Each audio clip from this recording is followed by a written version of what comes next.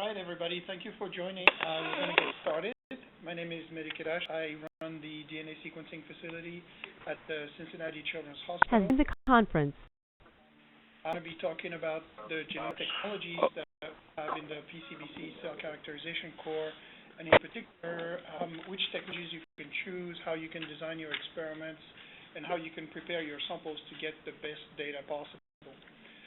My goals for today are to present the technologies available in the core facility, for you which technologies can be applied to generate specific types of scientific data. I will go over four. Briefly show has left the conference. You see the data returned by each of the technologies. Just a quick note for those on the call that at the annual meeting next week, there will be a follow-up session where it will be more the bioinformatic analysis of the data for which Mehdi is going to be introducing assays for today. Just to let you know, there is a follow-up next week. So there are four technologies that we use at the PCBC cell characterization core. The mRNA-seq, the miR-seq, the CNV-SNP, and the methylation 450 assays. miR-seq and mRNA-seq join the conference. Oh, hi. Who's joined us? The Illumina HiSeq 2000 and the CNV and methylation 450 assays are run on the Infinium HD microarrays and scanning. Quickly to make sure that everybody is on page with how next generation sequencing works. It's not just a matter of throwing DNA on a sequencer. You need to prepare that DNA for the ability to be sequenced by creating adapters into what is called a sequencing ready library. Then that library goes onto the sequencer and sequence data can be obtained. I'm going to go and turn over the technologies that we use. I'm going to start with how to generate transcriptome profiling using mRNA-seq. mRNA is meant to generate gene expression profiles by sequencing all the transcripts in a quantitative fashion. Quantitative fashion means that the more reads that belong to a transcript, the more expressed it was in the cell sample. In the example here, gene A and gene B each have a different number of reads that align in front of their exon, and you can see sort of qualitatively that gene A is a lot more expressed than gene B in this experiment. This is what I mean by quantitative fashion. The advantages of mRNA-seq, the major ones, there are two of them, is the potentially unlimited dynamic range compared to microarrays. If considering here a gene that have a very low expression level, it's very difficult to distinguish reads that align to that gene's exons from the background. There isn't a lot more. So the expression level for that gene could come up as very low in a first analysis. But you could sequence the whole transcriptome at a deeper level, and then all of a sudden, the reads will start to stack up over these exons in a more significant way than on the background. Even though the background would get random reads scattered around, the exons would have a much higher number, et cetera, et cetera. So this way you could sequence more and more and detect very low expression genes. The second advantage of mRNA-seq is the ability to quantitate alternatively spliced transcripts. We'll align reads to mRNA. There are some key features in at the gap has a conference spliced out, and by analyzing the reads that fall across the exon junction, you could actually identify whether an exon was skipped or an exon was added, thereby allowing you to detect more than just the expression level, but at the differentially alternatively spliced transcript expression level. Having the conference. So how does mRNA-seq work? one of the issues is that total RNA from cells contain up to 99% of ribosomal RNA. Ribosomal RNA are the functional parts of the protein translation complex. We're not interested in quantifying ribosomal RNA for transcriptome profiling, so we would like to get rid of it before we sequence the messenger RNAs only. One of the features of messenger RNA that we use for this is the fact that most of them are polyvinylated at their 3' end. So we take total RNA, process it over oligo-DT magnetic beads, and fish them out that way. I think I'm having problems with my cursor.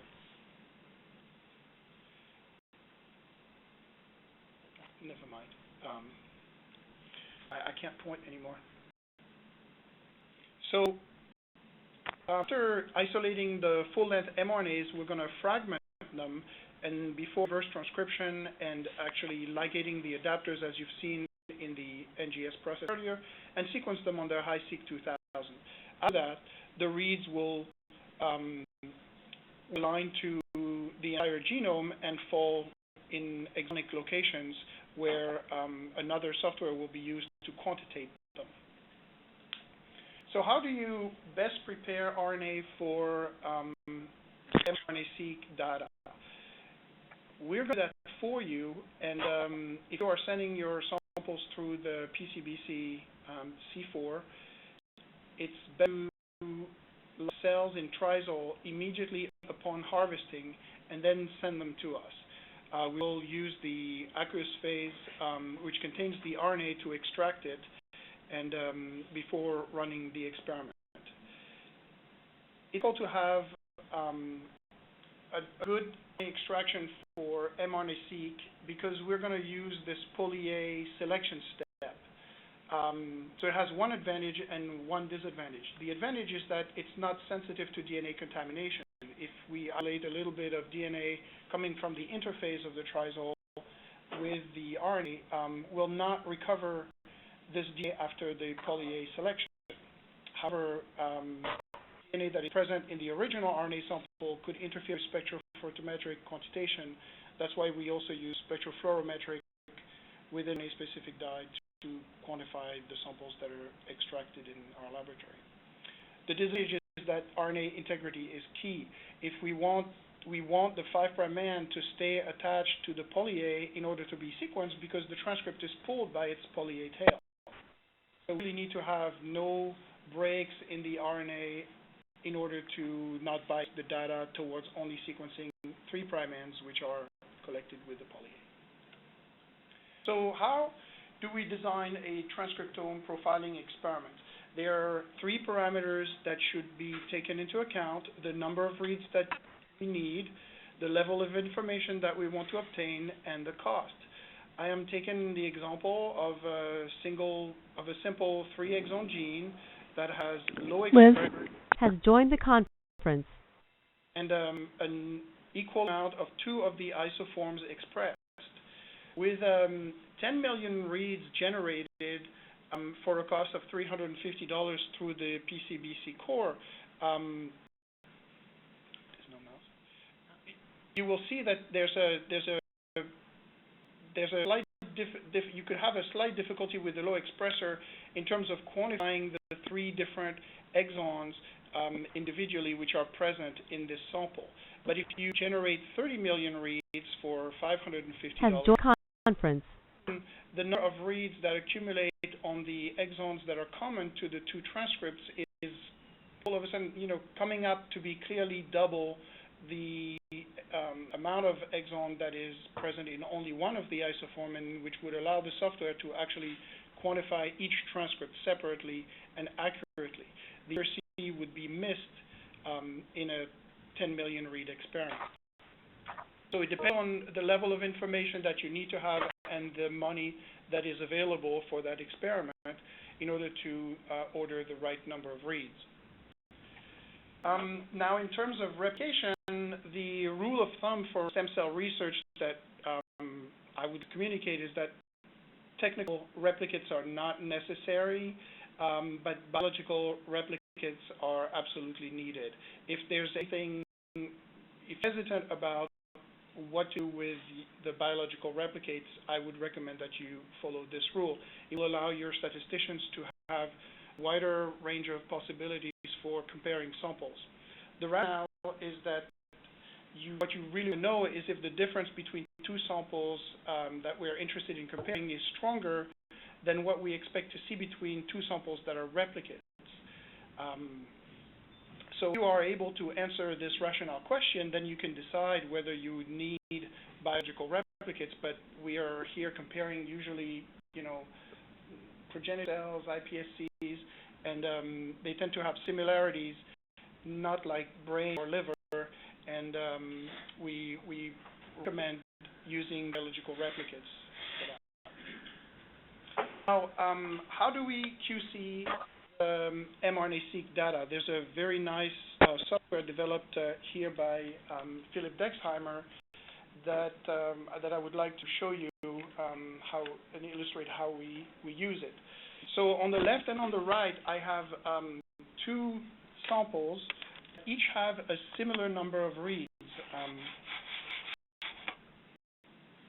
11.7 million here and 13.7 million here. These are both mRNA-seq experiments conducted in single read 50 fashion, and you see at the level of the alignments that the number of trends that align to exons, spliced exons, introns, spliced introns, and intergenic regions is very much the same: 85, 6.5, and 8.5 in one case, 88, 5.4, and 6.4 in the other. So really, has joined the conference.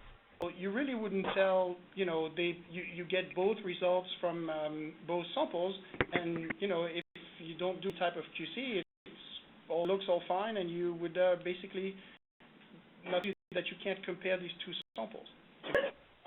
However, Phil has developed an analytical tool that tries to correlate the number of 5' bases in the transcriptome profile with the number of 3' bases covered within a single gene.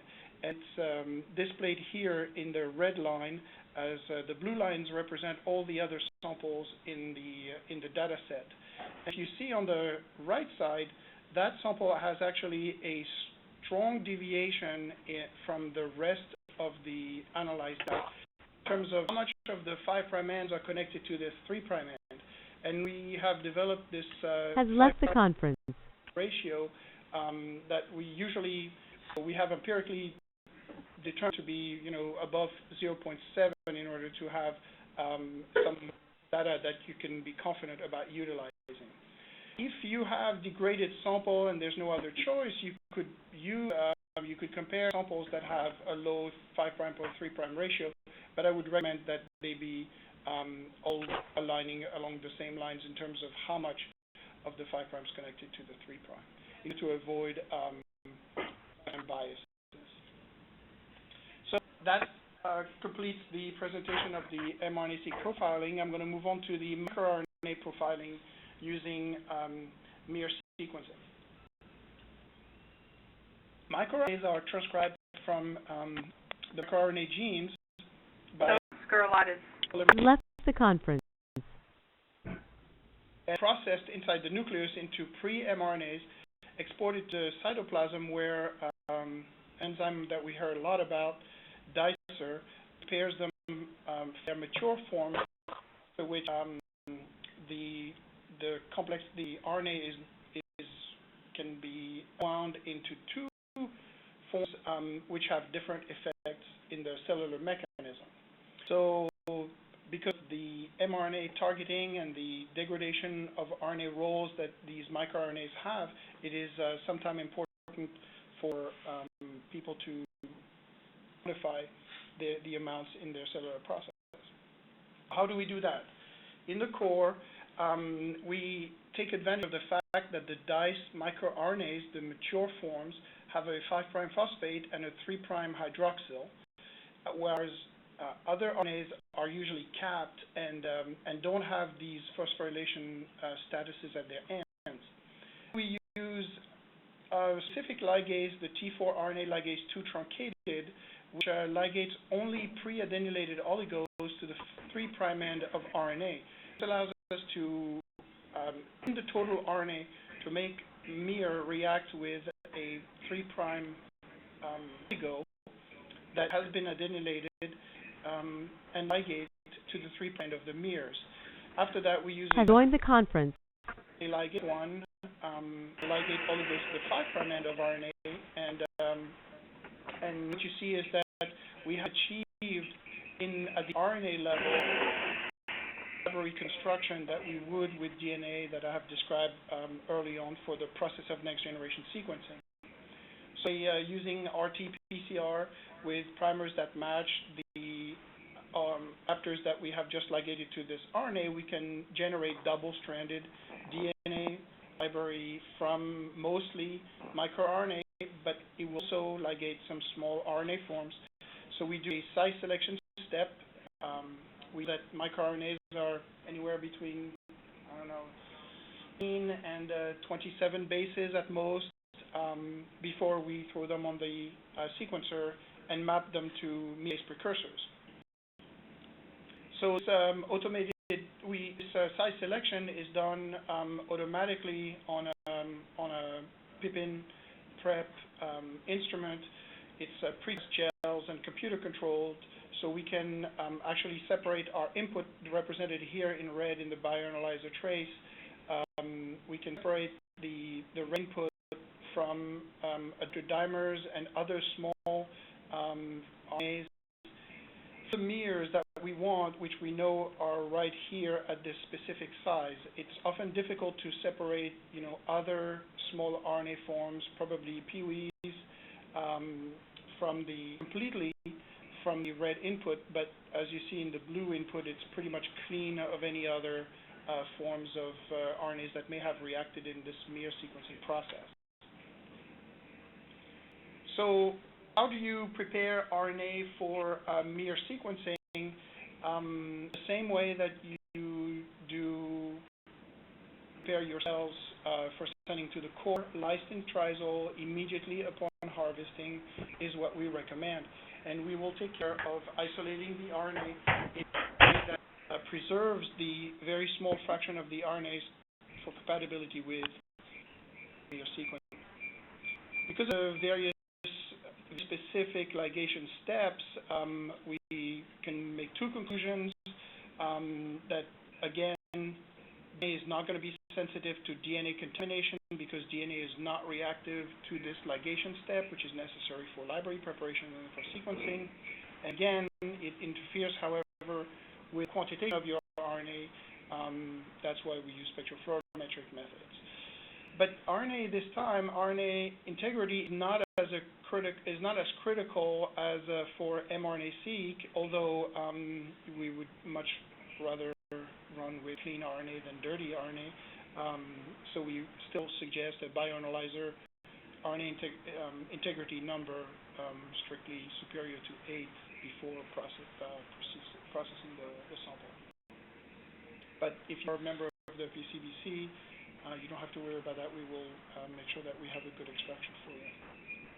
So how do you design a microRNA profiling experiment? In terms of number of reads, 2 million reads is usually plenty for microRNA profiling with good RNA. We've noticed that if the RNA degrades and we see more small RNAs that are reactive to those specific ligation steps, we may want to increase the number of reads in order to maintain around 1 million reads that are actually going to go into the microRNA profile. Now, one exception would be if you're searching or suspecting the presence of novel microRNAs in your sample. Up to 10 million reads can be useful if they are in low expression level, which would increase chances of actually finding them above the background of anything that does not align to the precursor microRNAs. In replication, the RNA profile and microRNA profiles are fairly similar in terms of their distribution of low levels and high levels. So we recommend the same a replication as for mRNA-seq. It is not necessary to do technical replicates, but we recommend up to 3 biological replicates, so you can use a t-test for your estimation of levels at the statistic comparison later on. The quality Has left the conference. The quality control that we use for microRNA is based on the read size after adapter trimming, which will then reveal, because we are sequencing the full-size microRNA, which will then reveal how frequent the proportion of reads that are around the size of a microRNA, which is most abundantly at around 22 bases here. And we compare the number of raw reads that were generated in the experiment. This is just a sequencer calibration issue. To the reads that have a size above 15 base pairs, which would be a function of how good the RNA is. And then out of these reads represented here in the histogram that are above size 15, how many of them actually align to miR precursors? And we expect, high numbers here, depending on how good the size of the library was. To do contrasting example, generating even more reads in this sample has much fewer reads that are below 15, so that means we had a lot of reads that were very small, and they're basically too short to be aligned to anything. Only a third of the data, probably just about 1/4, was actually recognizable, and only a fifth of that fourth is aligning to the miR base. These would be these species right here. So they end up with a microRNA profile that only has 500,000 reads, which is on the low side. These species on the left and right are not microRNAs. So I am now switching to the genome methylation profile using the Infinium Methylation 450 array.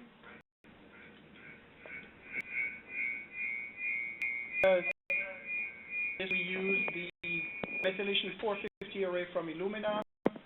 The probes that are assayed on the array are mostly CpG islands, but they are out of the 450,000 loci across the genome. There are some non-CpG methylation sites that have been identified in stem cells that are useful to be assayed. Globally, the array captures more than 80% or about 80% of the genes in the human genome with probes that are representatively illustrated here in terms of the distribution in the 5' UTR first exon gene body, 3' UTR, and then of course the promoter is where we are usually interested for the methylation detection. As well as non-genic CpG islands, 90% of the ones annotated in the genome are captured at least with one probe in this array, and the average distribution looks like has left the conference. Shores of the island, but most densely around the CpG island. So how does this methylation 450 assay work? You basically differentiate between the methylated C and the unmethylated C by bisulfite conversion, which will transform your genomic DNA into the methylated C is protected, whereas the unmethylated C is transformed to uracil. And after a round of whole genome amplification, you then copy these natively to C if it was originally methylated, and then to T if it was unmethylated. Apply the assay by hybridizing this genomic DNA that has been bisulfite treated onto an array that contains two types of probe. One probe for the unmethylated form will have a C for the G of the CpG island, and an A for the unmethylated form. and then you perform a single base extension past that locus, and any extension of this species will get you a signal, and if your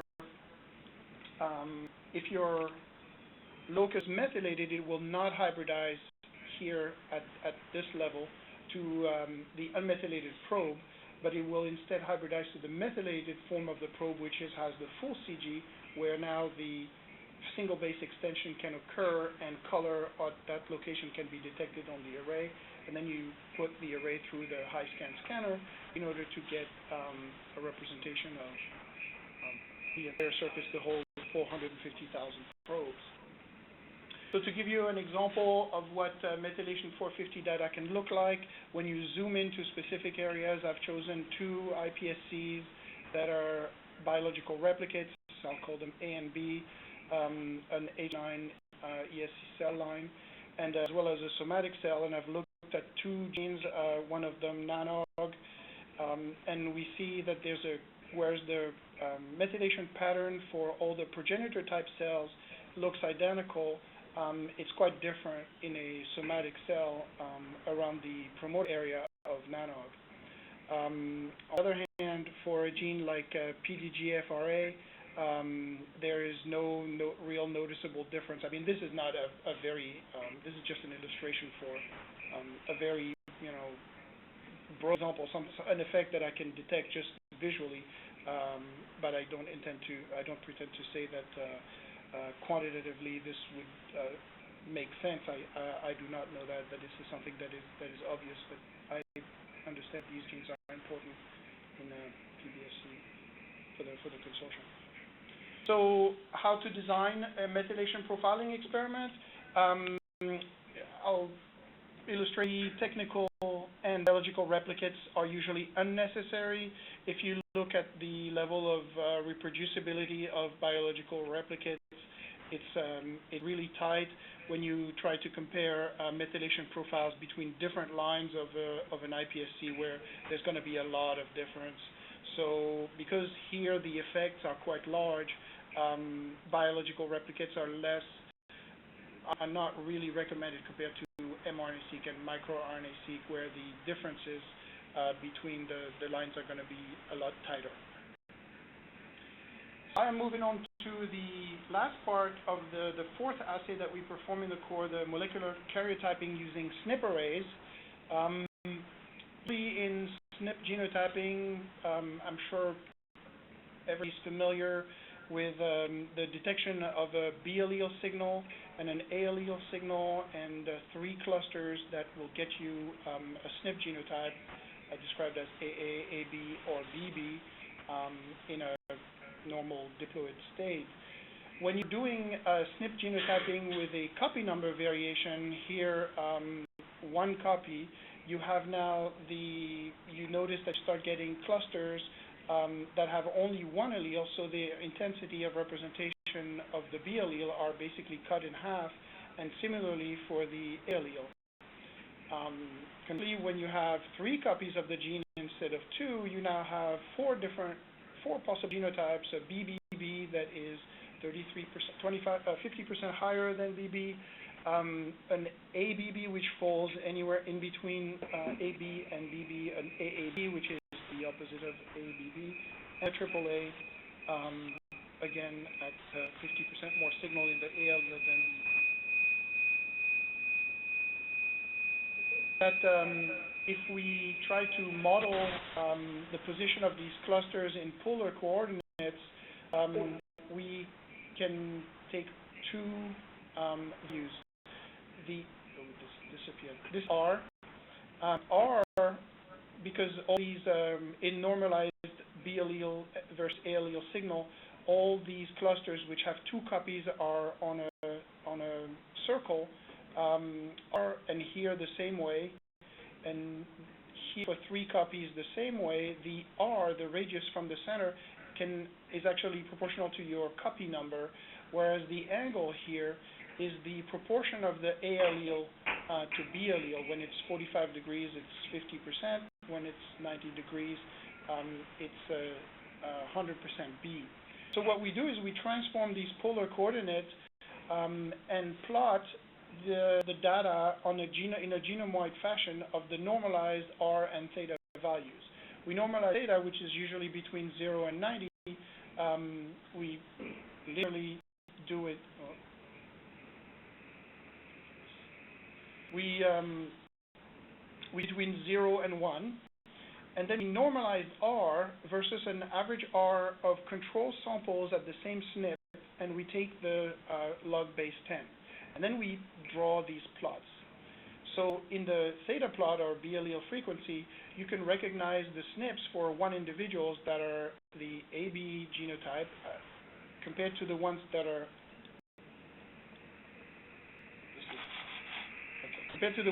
AA and the ones that are BB.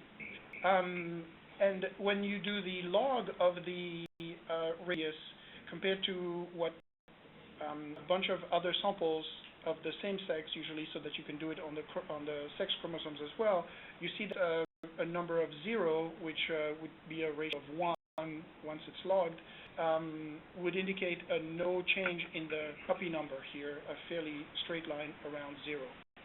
And we start getting aberrant chromosomes. Here, this is an example of an aberrant chromosome 12. Both graphs are starting to change, meaning R and theta, according to the same rules that we've seen in the SNP graph. So these set of plots are, again, here is a set of SNPs along the chromosome. In this area now, you have SNPs that have the AB genotype. Here, SNPs that have the ABB genotype, which is concordant with a gain in the R signal, indicating the presence of a three copies of that chromosomal location. And also, something that happens here is that you no longer see any heterozygote, and you see a loss in the R ratio, indicating that there's only one copy in this area. So the two graphs work in conjunction to help you distinguish, both at the genotype level and at the intensity of the probes, what the number of copies is present in the sample. It's a little bit more accurate than array CGH, where the allelic ratio cannot be estimated. What's happening here is this is the centromere. There are no probes on the array for the centromere, so you have a disconnection. You do not assay around that area. So another example, something that we can detect for the PCBC is really big aberrations, like the one we were able to observe on the karyotype, where a large chunk of the long arm of chromosome 13 was deleted.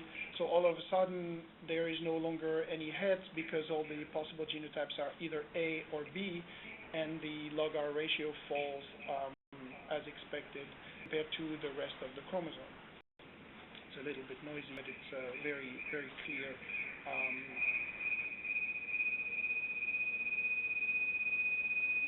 So how do you design a molecular karyotyping experiment? There is no need for technical or biological replicates, again, because you estimate delete. These are very clear signals. And in terms of normalization, the control for sample-to-sample variance are already in the software. This is what you use to calculate the log R ratio. What we recommend is that you save the pellet from your starting materials when making the iPSCs, and then you should run your starting material and a few cell passages. So I don't know, Carolyn, 30 passages is what? We work between 15 and 25 is our goal, so something in that range. So you could, because the idea is that each passage increases the chance of chromosomal abnormalities. So you want to know if the chromosomal abnormalities detected in your iPSCs was not present in your starting materials. That's why we recommend saving it. And we are building a database for the small CNVs, which has left the conference. they're too small in every sample. So this is the lack of reproducibility aspect of this method, is that when the CNV is very small and we see it only 2 or 3 SNPs, it's very, very difficult to confirm it. So what we do is we put these into a database that we keep separate from the CNVs that we know are clinically relevant, in hope that later to be able to analyze this and maybe see some CNVs that are more common in after passages of the ATLAS. So for both has left the conference. the analysis, the way that we recommend preparing the DNA, actually ship us the frozen cell pellet with as little supernatant as possible and ship them on dry ice so they don't start degrading during the trip. Like Carolyn mentioned, the data analysis for all these techniques will be described in more details at the PCB annual meeting Bioinformatics workshop by Dr. Arno. That will be next Friday, a week from today, in the afternoon in Dallas. If you have any questions, I'll be glad to attempt to answer them. Hi, this is Elias Zambitas from Baltimore. How you guys doing? Hey. I have a question. Yeah. Has left the conference. Still here. So I have a question. You guys showed a protocol at the beginning of the show where you're basically enriching using a poly-A enrich strategy, mRNAs, and that's standard protocol, right? Yes, correct. So I guess some folks have thought that poly-A negative RNAs may play a minor but maybe important role in pluripotent cells. Do you guys also have a protocol where you do RNA-seq of both the poly-A enriched fraction as well as the flow-through that might go through? So we don't do that for in a routine basis. So until we have a good way of doing this, unfortunately, the balance here is in the availability of the library construction kit, the cost associated with it, and because we've put in some information in here. So currently, in order to maintain the low cost for the consortium members, we are planning on switching away from the poly. But I understand that scientifically, it would make sense to try to capture important messages that are not polyadenylated. So the answer is currently no. One of, just philosophically speaking, one of the main goals for doing RNA-seq at all is to capture information qualitatively, not just quantitative, but qualitatively that would be different than your typical really, really good gene array. So a lot of people might want to do RNA-seq to get RNAs that a gene array could not capture, not just quantitative, but qualitatively. And then the other question I have for you is, if we wanted to do both miR-RNA-seq and messenger RNA-seq, then is that basically double the charge, or does it go? We do them separately. It's I think 300 or 250 for the microRNA and 350 for the mRNA-seq. Okay. Depending on the reads. Depending on the depth of read, yeah. Because the protocols are so different. Right.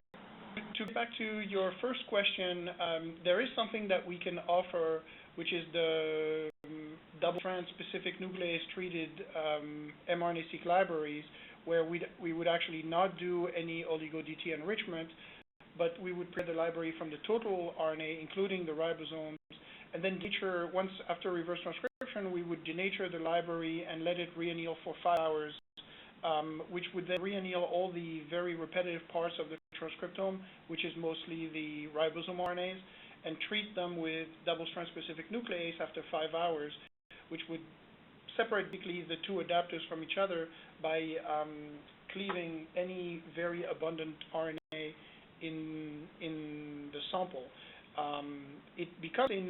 Because we have to re-amplify by PCR to differentiate the ones that have been cleaved from the ones that have not been cleaved, it becomes a not so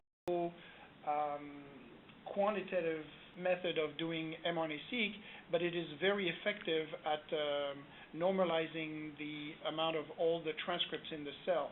So if you're interested in finding out in quantitative way, we can accommodate you with the DSN protocol. Okay. The data that we currently have in the consortium for the lines that Dr. Lutzko has coordinated is primarily mRNA-seq. Is that true? Correct. There's also a large batch of microRNA-seq and methylation data that is just coming off. Right. So there is and copy number variation. All of those are coming off. Awesome. That's what I was wondering about. Okay, great. Guys, this is Bruce. I really like Elias's idea about trying to go deep on non-poly-adenylated transcriptome. And I think the way to do it, we out a couple really good RNAs that are extremely representative of the group, a subgroup of RNAs. You know, the absolutely best ED, the absolutely best H9, the absolutely best iPSC, and maybe, you know, a couple of classes where, you know, we think we have some blood versus fibroblast differences or something like that. And then in those samples where we have all those RNA left, and then Mehdi described a very deep poly-A selections approach. Has left the conference. Maybe even get strand-specific. I mean, absolutely get strand-specific sequence on it. And so we're not doing that for, you know, every single in the database, but we're doing it really get this other dimension of information from samples that we, you know, have vetted based on the conventional mRNA profiling as being really good.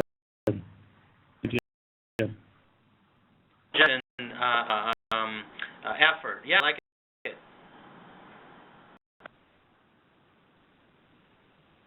Let's do that as a mini proposal to augment the database with that, some samples processed like that. It's a no-brainer. It's an absolutely great idea, Elias. Yeah, so I mean, maybe after Dallas, when we start to look at the data and start to think about it, that would be a good time to re-powwow and think about that. Sure. It would also allow us to quantify really how many non-adenylated RNAs have we missed in the lines, you know, and at least evaluation if it's really relevant or not, or if we should completely switch the protocol to something that is more like on a Rebo minus type. But these methods, while they do work for capturing the entire non-ribosomal RNA transcriptome, they add significant cost because of the number of different RNA species that are captured that are not adenylated, you know, are in the process of being spliced. We recover a lot of intronic RNA. So this requires a lot of additional sequencing to get read depth for all these species. Absolutely, it's an investment for sure. I mean, it's probably end up being $1,000 a sample, but I don't think that that's a deterrent. I mean, it's really an extra layer of very important information. With sterile RNA transcripts coming up from enhancer and that sort of thing. So, and there's a couple of other projects, Mehdi, that, you know, we'd like to do the same thing. So when you're ready to do a run where you're going to use a specific non-poly-A based labeling approach, let's just do a whole. Let's look at putting together a whole batch of that, and some, you know, significant fraction will be from the PCBC samples. Okay. Let's now.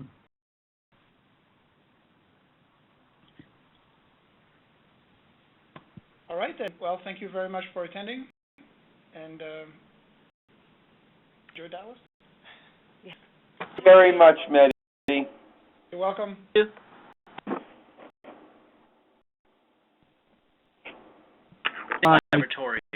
Has left the conference.